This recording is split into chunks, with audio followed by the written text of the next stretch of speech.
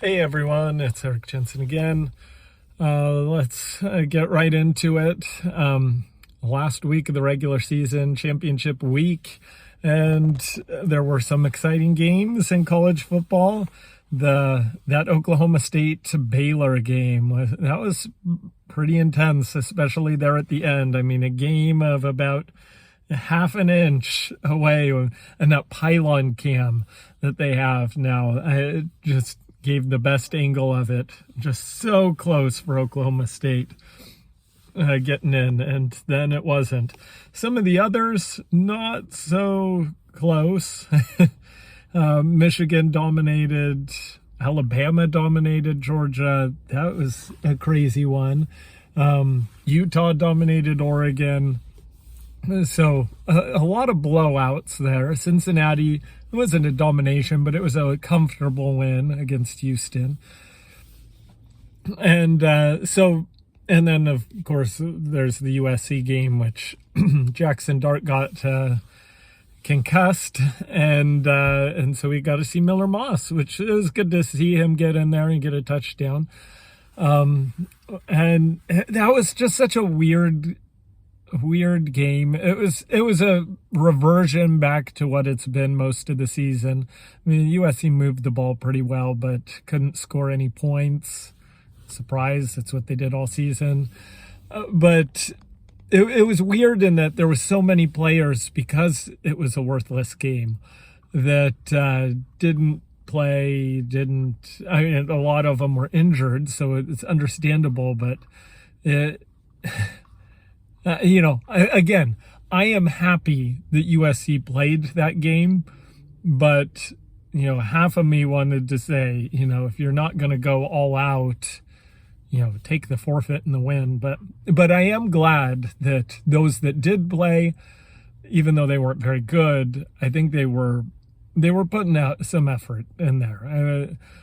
And when it comes down to it, USC just isn't all that good this season. So that would change, though. So let's get into college football playoff talk. We've got that set up. We've got Alabama as number 1 taking on Cincinnati as number 4. I am still very curious if Oklahoma State punches it in. Would the committee move Oklahoma State ahead of Cincinnati? I don't think they would. I don't think they would have. Because it would have been real hard blowback, although I think they would have wanted to. But it didn't even happen, so we don't even need to worry about it. The college football committee gets lucky oftentimes in things running out, working themselves out. The only one that I still sort of disagree on and don't really get is the very first one, when they put Ohio State in there jumping TCU after TCU just dominated their last game. Their reasoning is never consistent or whatnot. But anyways, that's getting close to being 10 years ago now. So we don't really need to worry about that. Let's get back to Alabama. Cincinnati is in the one game. And everyone is going to say Alabama is back from what they did to Georgia. Bryce Young won the Heisman. Oh, there's our Heisman talk. Again, Heisman Trophy has been boring.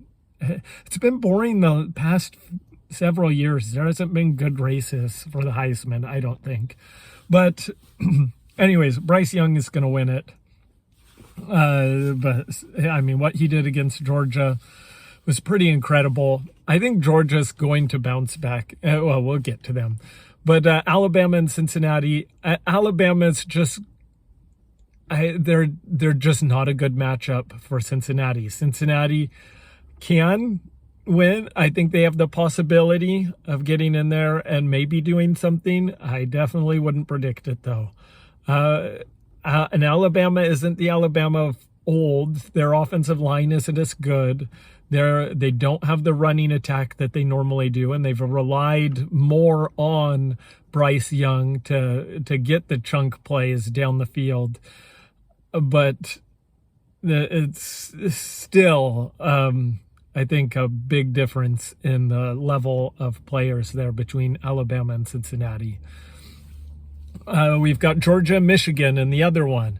This one is interesting because both are somewhat defensive teams. And I mean, Michigan looked incredible against Iowa, but Iowa, I don't know if Michigan looked good or Iowa just looked bad. And I think it may have been the latter. Iowa just was so inept in that game. It was a little bit ridiculous. Whereas Georgia, they'd been consistent all season long, and then they just could not do anything against Alabama. It was shocking. It was Alabama's best performance of the season. It made you remind you why Alabama's ranked number 1 going into the season. But I do think Georgia is better than what they showed in the SEC championship game.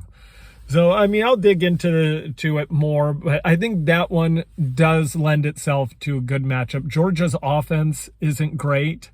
I don't think Michigan's offense is all that great. And I think Georgia will be able to stop Michigan's run, which they're a lot, that's what they're based on. It's Jim Harbaugh. You run it down with the extra offensive linemen. So it'll be interesting. I like that matchup a lot better than the other one. Although, I mean, I want to be fair to Cincinnati. Cincinnati definitely has a chance. They're the only undefeated team left. So they're the only chance for a perfect season. So that's that. Then we get into the crazier stuff, which was the coaching carousel. Just absolute bonkers. So last week we had the other stuff. Oregon definitely did. Cristobal left them, and so now Oregon's looking for a head coach. Miami, that situation was just awful. Miami wasn't going to fire their coach unless they had Cristobal coming in, which you understand, but they left him hanging there. It's sort of a rotten situation, but it's a brutal business, so that's what happens, I guess. So jobs that were open. Oklahoma gets Venerable, whatever his name is, the defensive coordinator from Clemson. So I think that's a great hire for Oklahoma. So in this coaching carousel, we've had Miami, Oregon, Washington, USC, Notre Dame, LSU, Oklahoma, if I didn't say Oklahoma, Miami, Virginia Tech. Those are the biggest ones, I think. I mean, there's a whole bunch of others, but it's quite remarkable just how much the college football landscape could be changing here. It's pretty crazy. I think of all of those jobs, Oregon is still a pretty good one. They've got the Nike money. I mean, I'm biased towards USC. I think that's probably the best one, especially because USC looks like they're going to invest in the football program. And if they can actually do that, then you're in the best spot to succeed. But some of those others, like Cristobal going to Miami, I understand it because he's from Miami, played at Miami. So I understand that. I don't think that's as good of a situation as Oregon was. So it'll be interesting to see if he can do anything. Obviously he'll be able to win some games, but I don't know if he'll be able to have all that much success like he was at Oregon. The other big hires, Oklahoma, I think they're good for a year, and I just don't know how they're going to translate into the SEC when they make that move. I think both Oklahoma and Texas aren't making a good move in the move to the SEC, and they may end up like Nebraska, who, now looking at the coaching mess that's out there, I think Nebraska probably made a wise decision in keeping Scott Frost for one more year, and in hopes that that those close games can get turned around. and you never know. But I think it's just so crazy. So who is Oregon getting? That's the last big one that's open yet, because Notre Dame's filled, Miami's filled, Oklahoma's filled, USC's is filled, Virginia Tech is filled, Washington is filled. So it's really down to Oregon. Granted, they just barely started. So there's talk that they might try and get Chip Kelly from UCLA to reunite the glory days there. And I honestly, I don't think that Chip Kelly would have as much success at Oregon as he did the first time. You have to realize when Chip Kelly went into Oregon, they had two coaches the previous 35 years. And now they're churning through the coaches. What that was, though, is they had their system. When Chip Kelly came in there, they had all the assistants there already. Chip Kelly didn't bring in new assistants for the most part. They already had established guys there. And now going in there, it's been a churning of the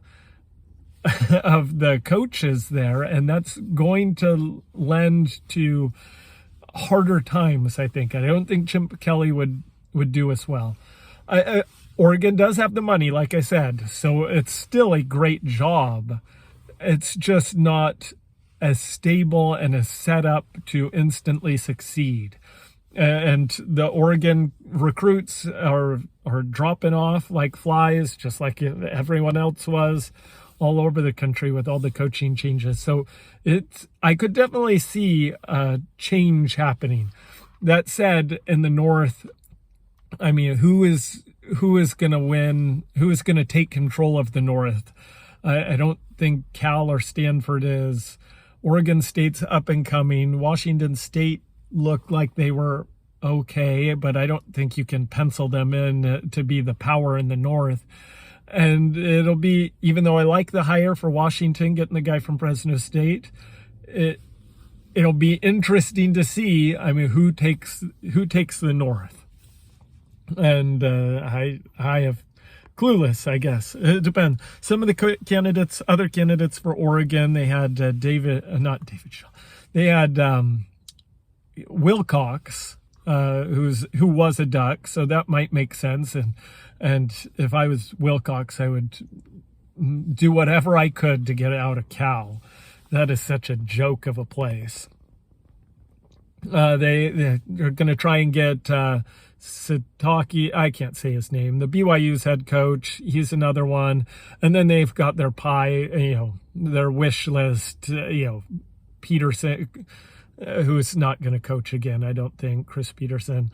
I can't remember who else I was seeing that they wanted to get, but it'll be interesting. We're moving into the recruiting, and like I said, if you want to fix college football, move this recruiting date back. I don't mind if you want to have the early enroll period, but limit it to, you can have 5 guys. So you can sign 5 guys in the early signing period, here in December, so they can enroll, and they have to be able to enroll, not just signing everyone, but you can get up to 5. Pick your 5 that are ready to graduate early and enroll, and then everything else should be done in February, after the season is done, after all these coaching hires are done. And I think it would bring a lot more stability back to college football. Anyways, that's my thoughts. I mean, we're just still seeing who the assistants are coming in places. That's, building the staff. USC's is looking pretty good. I have to say goodbye to Vic's. So whatever, our defensive line coach. Like I said, I'm awful with names, but I liked him. Whether he was the best coach or not, I don't know, but he was a great guy. So Otto or something like that. We'll see what happens with the staffs filling up. And we'll talk a little bit later. No college football this weekend other than Army-Navy, so we'll look at that game. Anyways, have it so good. Bye.